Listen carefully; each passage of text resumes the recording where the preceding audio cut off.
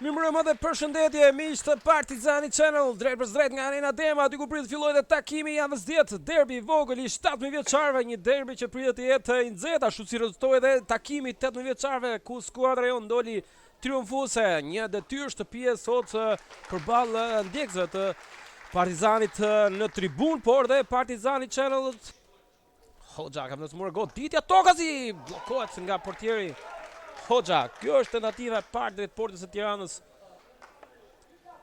Vjen ky shkelmimi fort, mjaft i mirë i Lataj drejt zonës së Perës, i cili arrin brenda zonës së rreptësisë. Gjithmonë Pera me forcë, provon me potencë. Goditja jashtë. Për paksa në krijoi një iluzion goli, kjo goditje tjaftë e Dionis Perës. Gjithmonë Odisea Gjati që provon me këtë goditje! Shkon rjetë djata! Odisea Gjati 1-0. Çfarë goli ka shënuar Partizani dhe çfarë feste e çmendur në arenën e Demave. Një djatë spektakolare. Çfarë goli, çfarë emocionesh në arenën e Demave. 1-0. Zhbllokohet sfida. Shikon zonën, krosimi rrezikshëm dhe ndryn në Ersi Maloku dhe një herë duhet të largojmë të top. Bën mjaft mirë tashmë Nikola Igolari. Mos le më shumë gjatë pasi shikoni, për paksa nuk rrezikon dhe ndryn në Maloku. Këmbgul Tasho.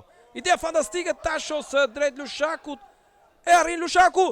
Goditja, traversa. Ishte Lataj. Shumë pranë golit të dytë, Ario Lataj. Një refleks të Ersi Malokut. Niset edhe njerë mundësia du të largojmë. Edhe bëjmë Ersi Maloku. Bëhet shpëtimtar i këtij momenti dhe të tërë skuadra feston me të sikur të kishim shënuar. Vërtet sikur ma parandjente zemra që Ersi do bënte një pritje decisive. Arrin Gjati ta ketë kontroll, i cili me atë dinamikën, shpejtësinë, grindën e tij kërkon një skuadër bën mjaft mirë. Alusha i drejton zonës, pritet e djathta aty, vjen goditja jashtë, shtyll më saktë. Shtylla ka ndalur të njerë Tiranën me fat në këto çaste, një goditje potente.